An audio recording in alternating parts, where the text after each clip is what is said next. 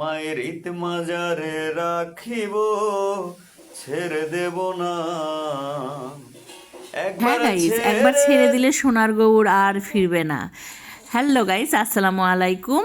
কেমন আছেন সবাই? আজকে কিন্তু আমি একটা বড় আকারের বস্তা নিয়ে যাচ্ছি আমার রুমে, আর আমার রুমে নিয়ে গিয়ে এগুলো ঢালবো। এর ভিতরে কি কি আছে আপনারা গেস কিন্তু করতে আমার পারবেন। ফিল থেকে কাজ উঠে এসেছে, কুশি কাটার কাজ অনেকগুলো, মানে বিগ আকারে।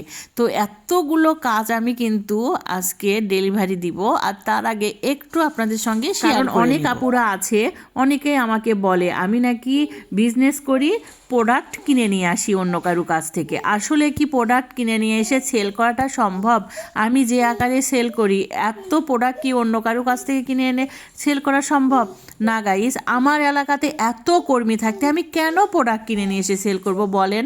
আমার এলাকাতে এত কর্মঠ মানুষ থাকতে, এত সুন্দর সুন্দর কর্মী থাকতে আমি কেন অন্যের কাছ থেকে প্রোডাক্ট কিনে এনে এসে সেল করব? আমি তো অন্যর কাছে বিক্রি করব, তাই না? দেখেন, আমার কর্মীরা আমাকে কাজও করে দেয়, সঙ্গে কিন্তু আমার জন্য গিফটও পাঠায়। দেখেন, আমার জন্য এক জোড়া কবুতরের বাচ্চা পাঠিয়ে দিয়েছে, তাও আবার একদম ব্যাগের ভিতর উঠাইয়ে, জীবন্ত কবুতরের বাচ্চা। তো এই রকম ভালোবাসা কি আপনারা কখনো পেয়েছেন, যে ফিল্ড পর্যায়ে থেকে মানে এই রকম খাবার দাবার সহ চলে আসে? কালকে কিন্তু আমার এক কর্মী 2টা হাঁস আমাকে পাঠিয়েছিল, আর আজকে কিন্তু আরেক কর্মী আমাকে 2টা কবুতর পাঠিয়েছে। এটা কিন্তু ভালোবাসা, আর এই ভালোবাসাটা অর্জন করতে আমার লেগেছে। কর্মীদের সঙ্গে যদি খারাপ ব্যবহার করতাম, তাহলে কি কর্মীরা আমাকে এত ভালোবাসা দিত? তাহলে কি কর্মীরা আমাকে এত কিছু দিত? তা যাই হোক, কাজগুলো ওখানে ঢেলে রেখে আমি কিন্তু বাইরে চলে গিয়েছি মটকা কিনতে। আর এই মটকাটা আমার খেতে যা ভালো লাগে। প্রতিদিন সন্ধ্যার দিকে আমাদের এলাকার রাস্তা দিয়ে এই মটকাটা বিক্রি হয়। আপনাদের কেমন লাগে আমি আপনাদের সঙ্গে একটু শেয়ার করি যে আমার কি আকারে কাজ উঠে আসে। দেখেন, এত সুন্দর একটা রানার, মানে বড় আকারে রানারটা উঠে আসছে। এই রানারটা নিয়েছিল এক আপু তার ডিভেন্ডের ওপরে দেওয়ার জন্য। আর দেখেন কত সুন্দর এই রানারটা, আর এই রানার সেটটাও কিন্তু অনেক সুন্দর। তো এই কাজগুলো কি মানে কোথাও থেকে কিনে নিয়ে এসে বিক্রি করা সম্ভব? এগুলো সব আমি কাস্টমাইজ করে বানিয়ে নিয়েছি। আমাকে কাস্টমাররা, আমার জানের কাস্টমাররা, আমার প্রাণের কাস্টমাররা ফোন দিয়ে দিয়ে বলে যে আপু এইভাবে ওইভাবে প্রোডাক্ট আমাকে বানিয়ে দেন।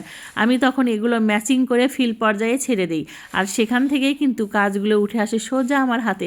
এখন এগুলো সুন্দর করে প্যাকেটিং করে, নাম ঠিকানা সেটিং করে কিন্তু আমাকে কুরিয়ার করতে হবে। যে বলবে যে এগুলো বিজনেস করে আপনি বড়লোক হয়ে যাচ্ছেন, আমি কিন্তু একদম প্রচুর দাম নিয়ে এগুলো সেল করি না। আমি যতটুকু না নিলে না ততটুকু নিয়েই এগুলো সেল করি ভাইয়া। আর দেখেন, এই আমার হাতে যেগুলো দেখতে পাচ্ছেন, এগুলো কিন্তু হলো পদ্মা, আর এই পদ্মাগুলো কিন্তু কুশি কাটার পদ্মা। একে একে এখানে 5 পিস পদ্মা আছে।